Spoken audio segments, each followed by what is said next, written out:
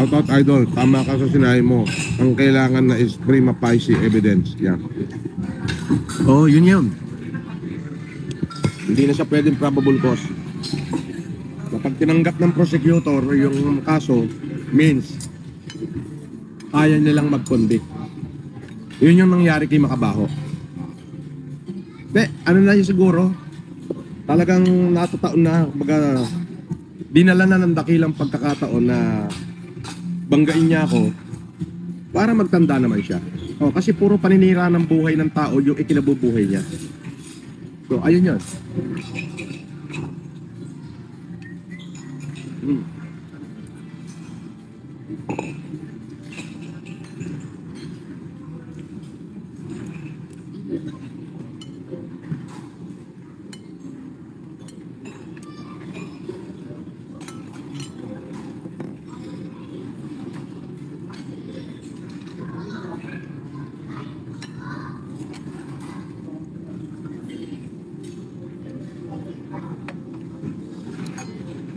Nakahon na ba si MG boss? Bahala na yung batas. Bahala na yung kasong gumulong.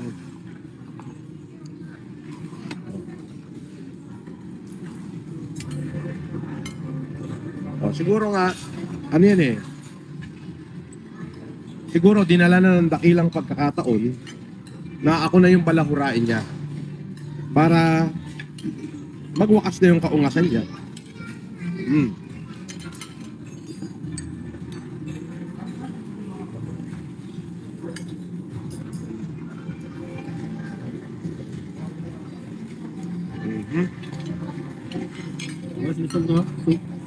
Ano yan? Ano yung soup? Hindi, kama ko.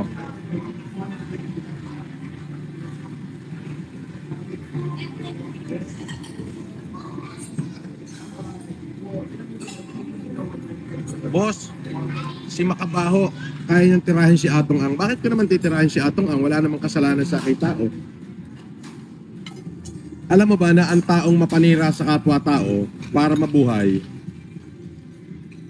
Again, ulitin ko, consider it alone. Because when karma hits you, di ba? Then you will pay for everything. Ito na yung nangyayari ngayon kay Macabaho. Tinatad ko na siya ng kaso.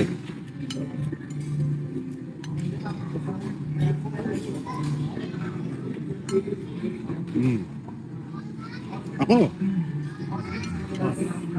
wala naman akong pinangalanan. Parang sinigang pa to, nilaga. Uy, sarap ah. Wow, ang galing mo talaga, Asper.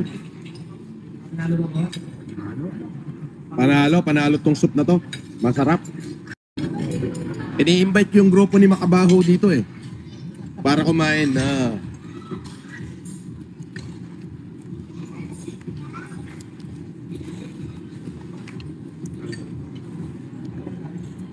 Alam mo, katulad doon sinabi ko, no? Siguro, ibinigay na ng dakilang pagkakataon na ako yung banatan ni Macabaho para magwakas na siya. Kasi hanap buhay niya yung manira ng kapwa-tao niya. Hanap buhay niya yun eh. Now, wala siyang nakakatapat na sumiseryoso sa kanya. Di ba? So, ako kung mga palipad hangin lang, wala akong planong pansinin. Tulad ng scammer, mga ganyan, wala, hindi ko papansinin yun eh. Pero yung naglabas siya ng fake news, yung sinabi niyang ako'y convicted, hindi pumayag yung mga abogado ko na nahayaan na lang na gano'n. Yun. So, para kay Macabaho, galingan mo.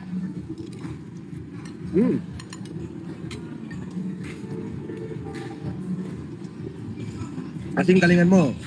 Di ba mayaman ka naman?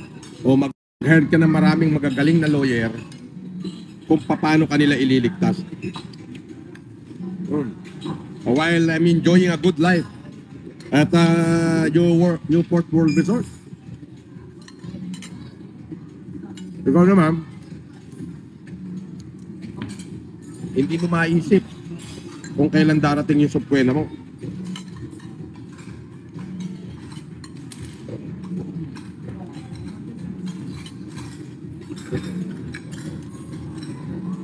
Diba?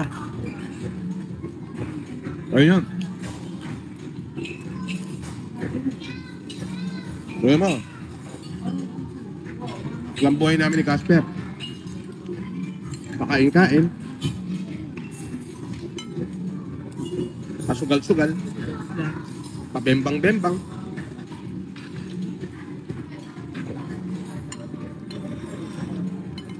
Diba?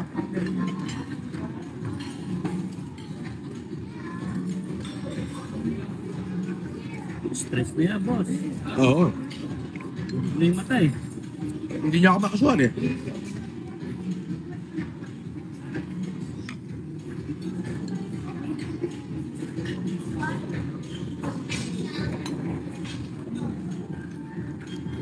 Tandaan mo,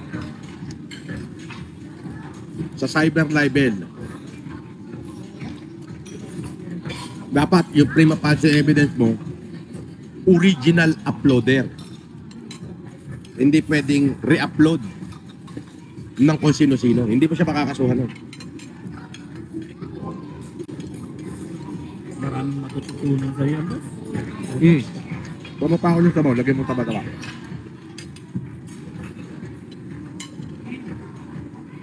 Lagi mong tatandaan, ang cyber libel, para maging prima facie evidence, hindi pwedeng re-upload ng kung sino-sino. Kailangan original uploader. At existing yung account. Ayun yun.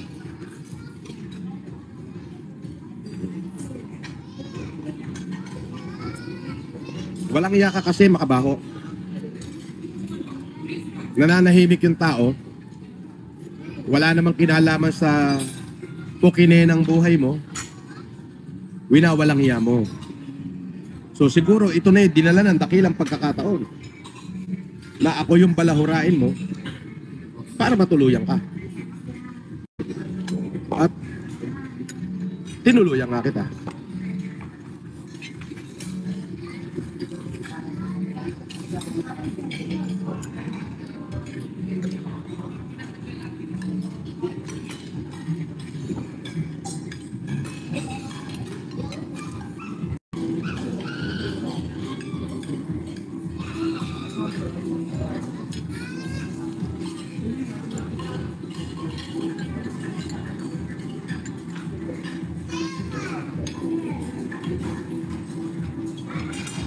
Anong gagawin ko kapag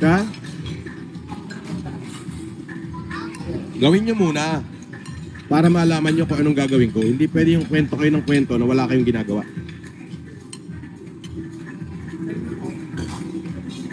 Gawin nyo muna.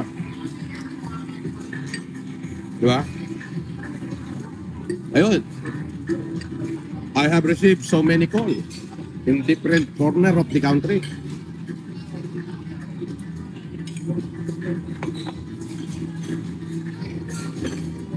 Nagpapasalamat sila sa akin dahil tumayo ako para kasuhan si Makabaho. Ang dami nagpasalamat sa akin. Yung mga taong winalang hiya ni Makabaho. Kaya sabi niya, suportado ka namin, sir. Kung ano maitutulong namin. Sabi ko, wala. Maipaghiganti ko lang kayo ay okay na ako. It's a kind of relief. Kasi walang hiyang nilalang yan eh. Yan si Makabaho.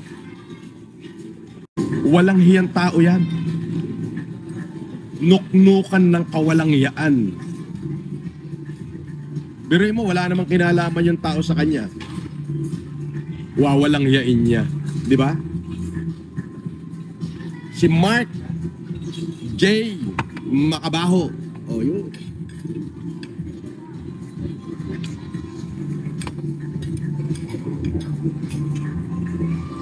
Diba? Ayan.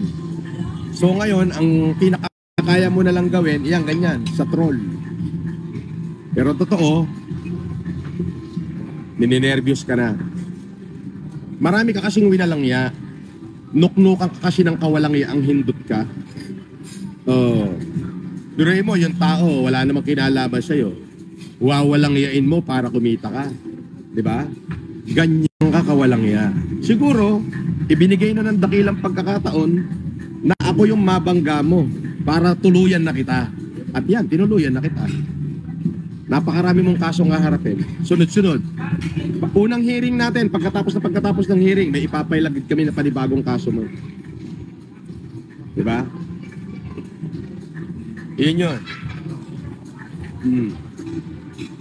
Ganyan ka kasi kawalangya.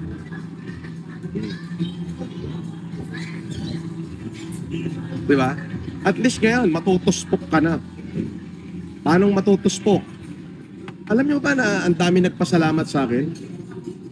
Lalo na doon sa mga kaibigan ko nung nabasa nila yung kaso mo, nung pinakita ko sa kanila na tinanggap na ng prosecutor yung kaso mo. Dami natuwa. Alam mo kung sabi sa akin, boss, diinan mo pa. Sabi ko, dito lang eh. Makukonvict at makukonvict rito eh. Hindi boss, tamihan mo pa. Walang hiya eka yung makabaho na yan. Nuknukan eka ng kawalangyaan yan. Pati eka yung anak ko, binanatan, wala namang kinalaman sa kanya. Nakita mo? So ano ngayon? Stressful ka na, di ba? Kaya ang pinaka alam mo na lang ay mag-send ng maraming troll. Di ba? Yan.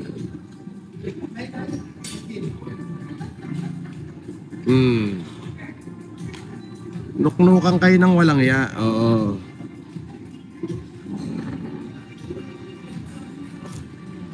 Bawal dito ang fake account. Diretso block.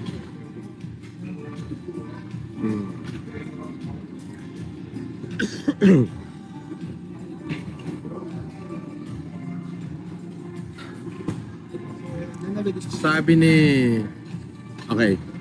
Glenn Cabigaw 8859. Boss, papin comment naman nito. Idol na idol ka namin ng mga taga Binyan, Laguna. Mabuhay po kayo. Marami kong kaibigan dyan sa Binyan. Nandiyan din si Dante Alvarez, yung kaibigan ko.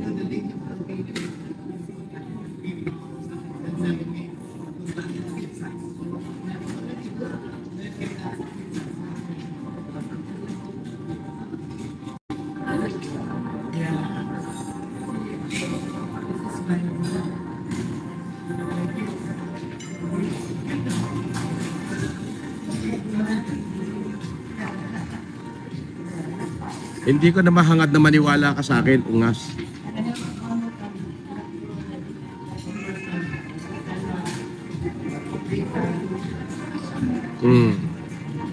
Malapit na si Makabaho dyan. Ganon? O di ba basagin ko mukha niya pag malapit na siya rito?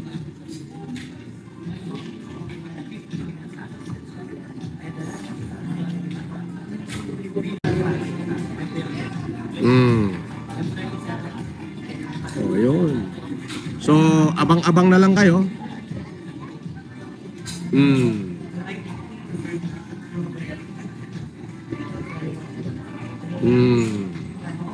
Kumain muna kayo, mga patay gutom.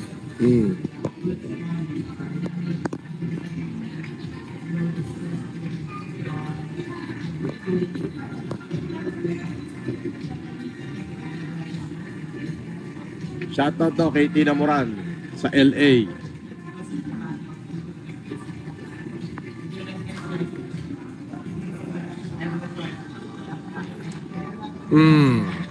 Bawal mag-comment dito ang fake news at ang fake account. Sabi ni Wilson 777, Sir FLM, di malilimot ang ginawa mo nung pandemic. Oo naman. Sabi ni Fido Dido Vlog, Boss FLM, solid here. Shout out. Bakit kaya natulpo si Makabaho, Boss FLM? Ewan ko. Marami talagang galit sa kanya. So, ngayon, sa akin na siya magwawakas. Sabi ni Mekeni, shout out from Winnipeg, Manitoba. O shout out from Winnipeg, Manitoba, Canada.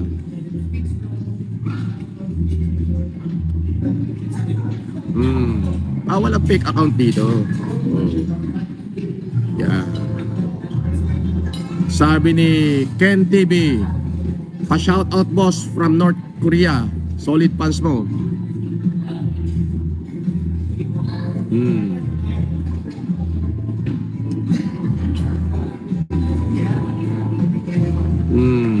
Bawal na ano dyan. Nasa labi na raw si Bakabaho, naghihintay sa'yo. Ah, ganon? Oo. Hayaan mo siya mamaho doon. Unggoy.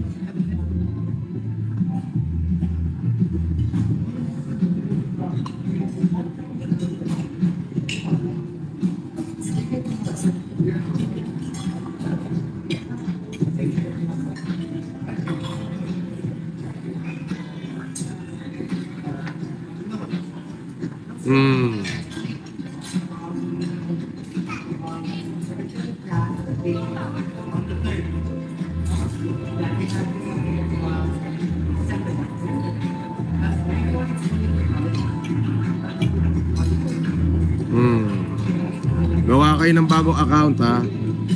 Bawal kayo rito.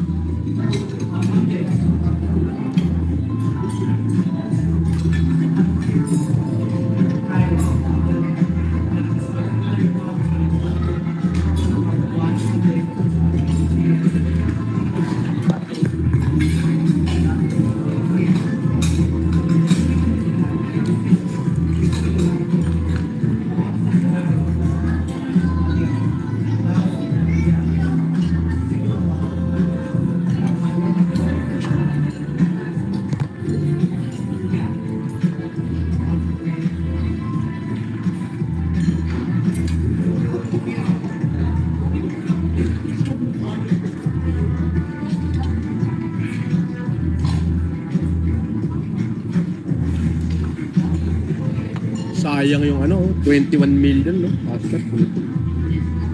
Isang-isa na lang. Hindi nag-ano. Puta, tamang pisig na sana na.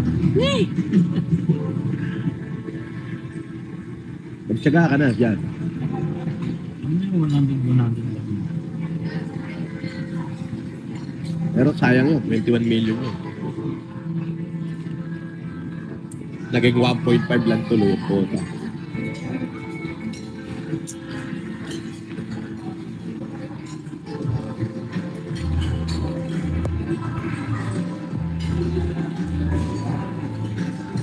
J. Caranto, thank you. Sojak 1898, boss, good morning. Any comment on the corruption in the Senate and Congress? Ano po magiging tulong ni FLM para ma-save ang Filipino people? Okay, Sojak. First, good morning and God bless you. Thank you. As I have said in so many speeches before my very own people and before the world,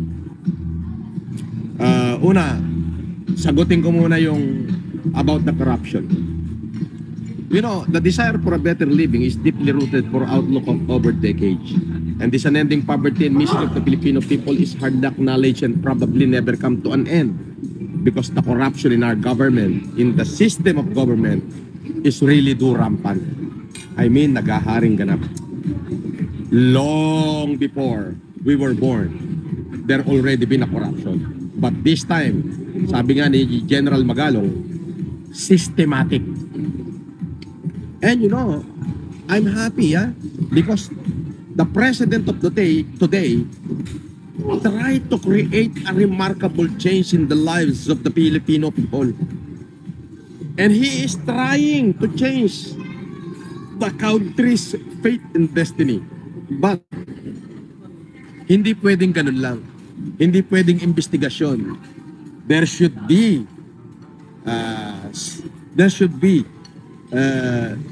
na dapat magbayad ng accountability. Ayun yun. So let's see na lang. Now, as I have said, you know,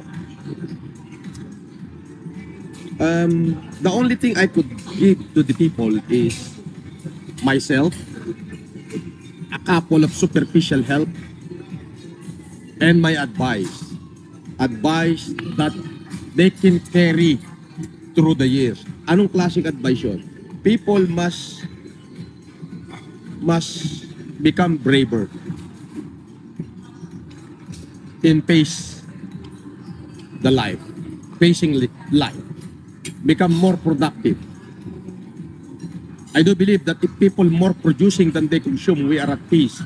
And if people more consuming than they produce, and then not only their life, but including the life of their family as a stake.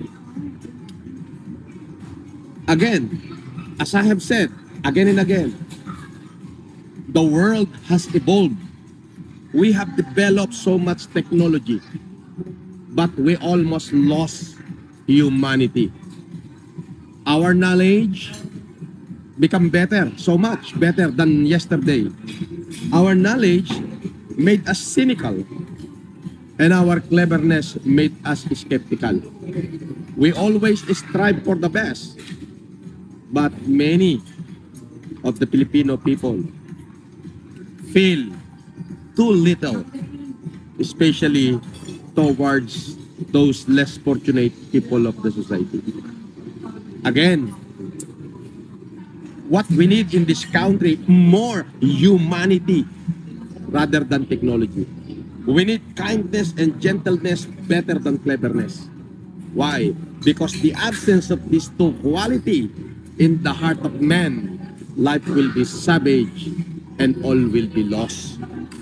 As an ordinary man before, I already did try to awaken the hero inherent to every man. Because I believe that every Filipino is a hero. By blood, by birth, and by country himself.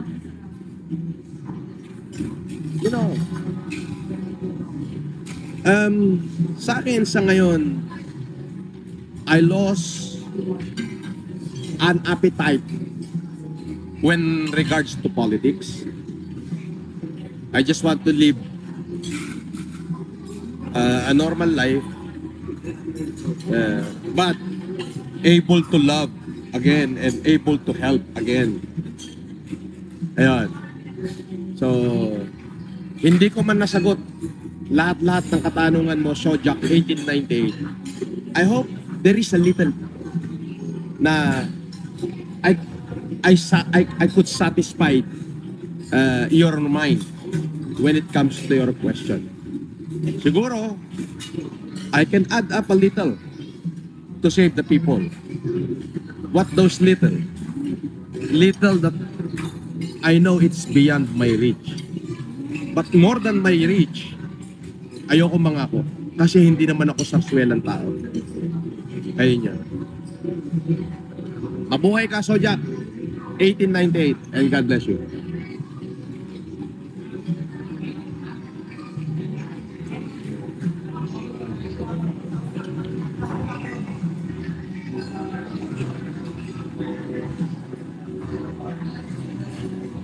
Hmm.